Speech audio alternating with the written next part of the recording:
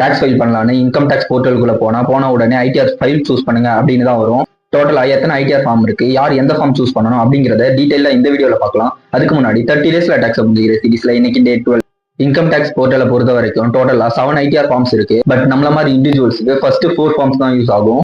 நீங்க salaried person, உங்களோட total income 50 lakhs கம்மியா இருக்கு, அட் தி சேம் டைம் ஒரே ஒரு ஹவுஸ் ப்ராப்பர்ட்டி தான் இருக்கு அப்படின்னா இந்த கேஸ்ல நீங்க ஐடிஆர் 1 தான் சூஸ் பண்ணணும். நீங்க salaried person, multiple house property இருக்கு, ஷேர்ல இன்வெஸ்ட் பண்றீங்க, at the same time foreign assets or foreign income வருது அப்படின்னா இந்த கேஸ்ல நீங்க ஐடிஆர் 2 தான் சூஸ் பண்ணணும். நீங்க salaried person, at the same time business or freelance income வருது அப்படின்னா இந்த கேஸ்ல நீங்க ஐடிஆர் 3 ஃபைல் பண்ணணும். நீங்க salaried person and business income வருது, அட் தி சேம் டைம் ஃப்ரீலான்ஸ்ல இருந்தும் இன்கம் வருது அப்படின்னா இந்த கேஸ்ல நீங்க ஐடிஆர் 4 சூஸ் பண்ணணும். ஐடிஆர் 3 and 4க்கு சின்ன டிஃபரன்ஸ் தான் இருக்கும், கரெக்டா பார்த்து சூஸ் பண்ணணும்.